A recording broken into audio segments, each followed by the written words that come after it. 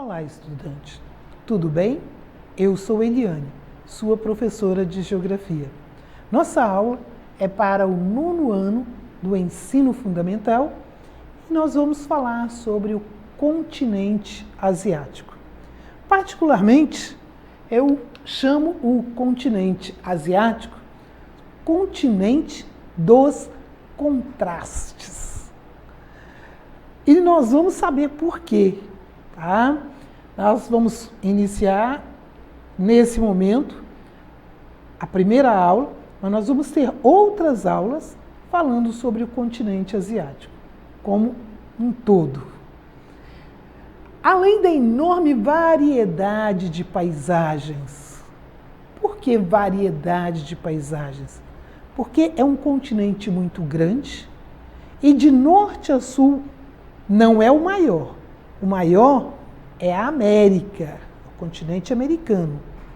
Mas é um continente muito grande, de norte a sul. E isso implica variedade climática, que por sua vez implica na variedade de vegetação. Mas além das distâncias norte-sul, nós temos também as variações de relevo. Então, tudo isso influencia na variedade de paisagens. A Ásia também apresenta uma grande diversidade cultural, social, econômica. Para a gente ter uma ideia, assim, né?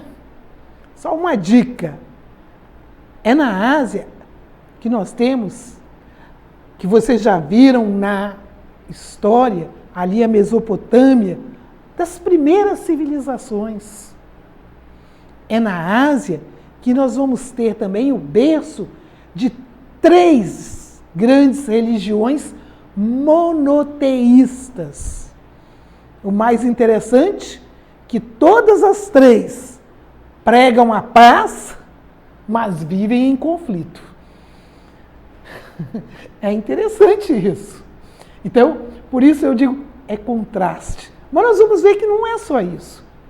Tem diferenças sociais, tem países mega desenvolvidos, tem países muito atrasados, mas muito mesmo. Tem uma diversidade cultural muito grande.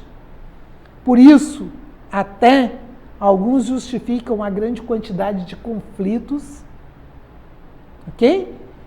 E a diversidade econômica. Então, nós vamos observar aqui um mapa, tá? Ele mostrando a grande extensão. Agora, olhem bem, de branco, tá? Embora aqui esteja a Rússia, nós não podemos esquecer, aqui, ó, é a Rússia, sim. Opa, perdão, deixa eu buscar aqui novamente. A Rússia, aqui, ó, tá? Na verdade, isso aqui é a Rússia, mas essa parte da Rússia pertence ao continente europeu. Essa parte de rosa, tá? É a Rússia no continente asiático. Nós temos a China, Índia, o Oriente Médio, que é conhecido como o barril de pólvora do mundo. Está aqui, ó. Pedacinho pequenininho. Mas os conflitos aí mexem com o mundo todo.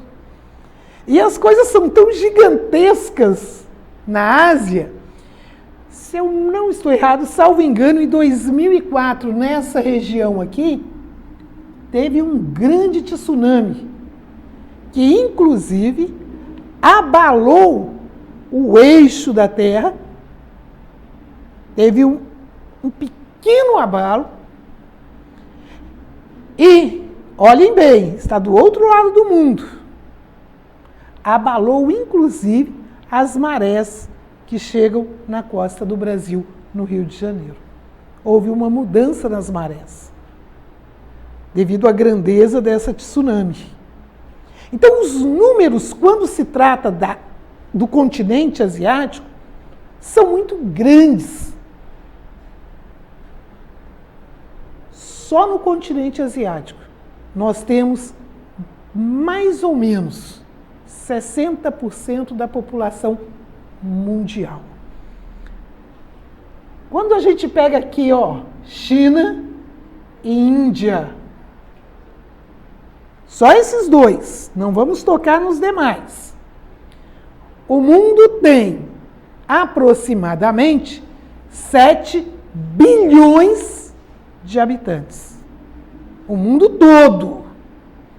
Mas quando eu pego esses dois países, China e Índia, eu tenho aproximadamente 2 bilhões e 400 milhões de habitantes. Então, é muita gente. Tá? Vamos continuar. A divisão física do continente, Ásia Setentrional, lembrando, setentrional é norte, Extremo Oriente, Oriente Médio, Sudeste Asiático e Ásia Central. E aqui, ó, Ásia Meridional. Perdão, pega tudo aqui.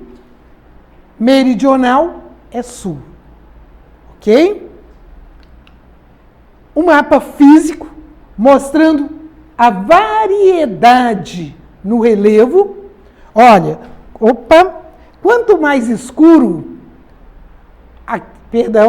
quanto mais escuro aqui no mapa, nós temos as maiores altitudes. Sempre que a gente olhar o mapa, nós temos que ver a legenda. Para entender esse mapa, você tem que buscar aqui a legenda. Ok? E nós temos, com relação ao mapa físico, eu vou adiantar um slide aqui, nós temos o ponto mais alto e o ponto mais baixo da Terra. Olha os contrastes. Alguém sabe qual é o ponto mais alto da Terra? E o ponto mais baixo? No ponto mais alto, com quase 8.800 metros, nós temos o Pico Everest, na Cordilheira do Himalaia. Está aqui, ó. E nós temos o ponto mais baixo da Terra, o chamado Mar Morto.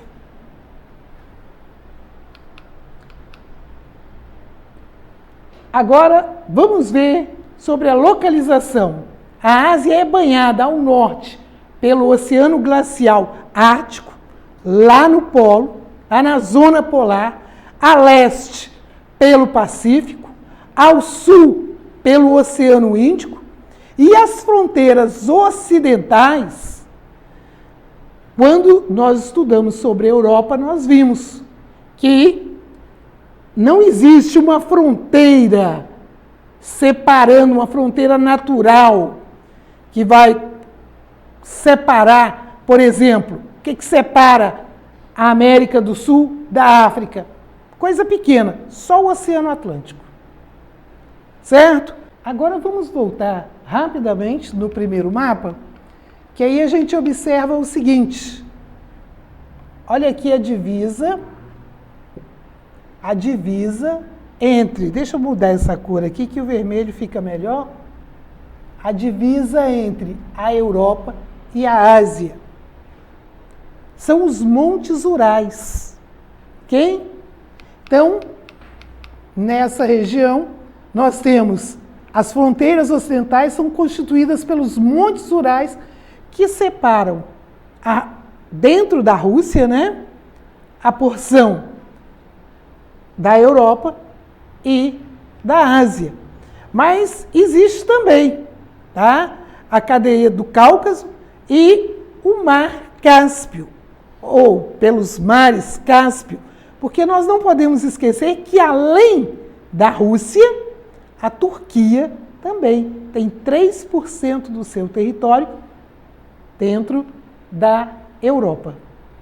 E ao sul, o Mar Negro e o Mar Mediterrâneo. Ok? Então, é um continente muito grande. E no continente asiático encontram-se os dois extremos da altitude. Lembra que eu falei? O ponto mais alto e o ponto mais baixo. Interessante que tem 8.800 metros acima do nível do mar. E o Mar Morto está a 400 metros, eu estou arredondando os números, abaixo do nível do mar. Então, e ele recebe esse nome, Mar Morto, porque ele é extremamente salgado. E o interessante, no Mar Morto, você pode morrer desidratado, não afogado, porque você não afunda. Tá? Porque a quantidade de sal é muito grande, torna a densidade da água maior do que a do corpo humano, que naturalmente ele vai flutuar, ele vai boiar. Mas você não pode ficar muito tempo, porque senão, apesar de não morrer afogado, vai morrer desidratado. Porque a quantidade de sal, que é muito intensa, ela faz você perder líquidos. Ok? Tipo de relevo, como eu disse, tem variações. O que predomina são os planaltos. Mas nós não podemos esquecer que temos planícies, temos grandes cadeias de montanhas, tá? Nós temos variedades, o predomínio dos planaltos.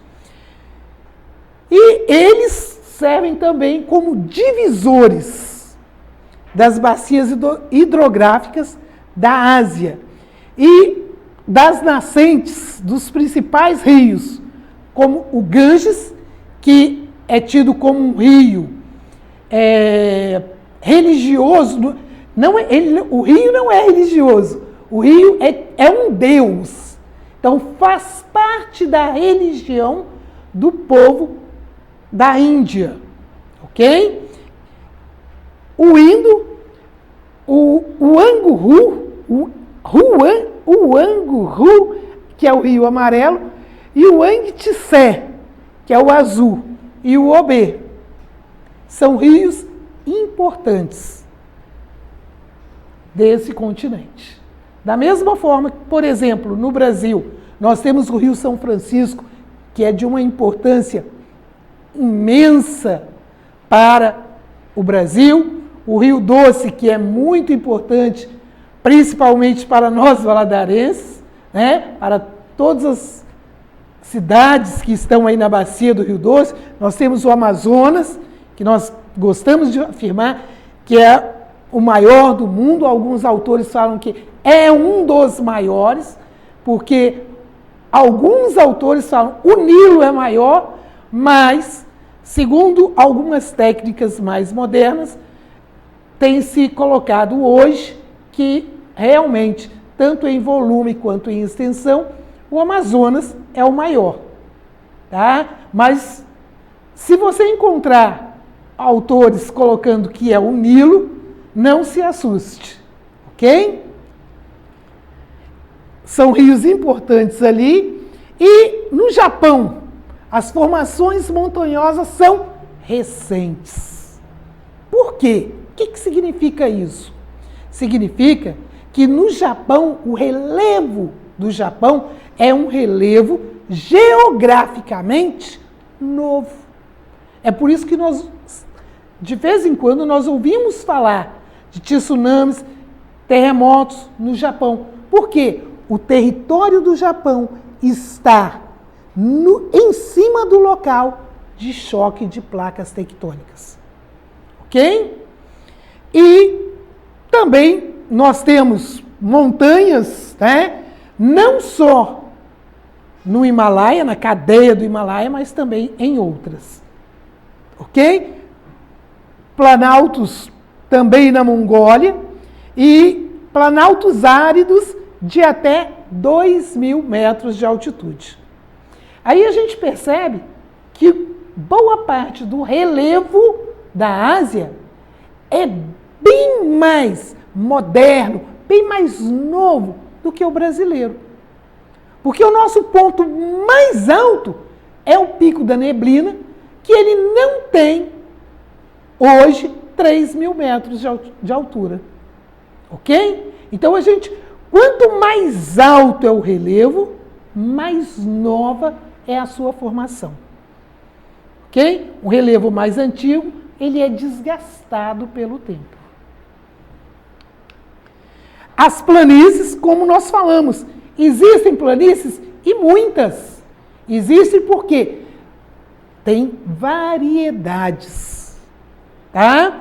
Nós temos a planície da Sibéria, dos rios Sir, Dária, Amur Dária, a leste do Mar Cáspio, e dos rios Indo e Ganges. A planície, aqui é muito comum a gente usar o termo indogangética, tá? E ao sul do Himalaia, Himalaia é a cordilheira, onde nós temos o ponto mais alto do mundo, e a dos rios Amarelo e Azul, no extremo leste do território chinês. Ok? E a hidrografia? A oeste do continente asiático, localizam-se os famosos rios Tigre e Eufrates. Se você, das suas aulas, se lembrar das suas aulas de história, lá no 6º ano, você se lembra que exatamente aí, nas margens desses rios, né, na Mesopotâmia, terra entre 2 rios, que nós começamos a falar sobre as primeiras civilizações que se formaram ali. São os registros históricos que nós temos até esse momento. Ok? E nós temos também variedade de clima. A primeira coisa que vai influenciar o clima é a latitude. E nós vimos que existe uma grande diferença, né? Uma grande latitude entre o norte e o sul. Então, existe diferença climática. Ok? As altitudes é o segundo fator que influencia no clima. E nós vimos que existe diferença de altitude. Ok? Então, aqui nós temos o mapa com os climas que predominam no continente asiático. Ok? Por enquanto, nós vamos ficando por aqui com o nosso estudo sobre a Ásia e na próxima aula a gente continua. E você não esqueça de acessar as atividades na plataforma SMED-GV. Basta você apontar a câmera do seu celular para a imagem que aparece no canto da tela. E se inscreva no nosso canal no YouTube SMED-GV. Tchau, tchau, até a próxima.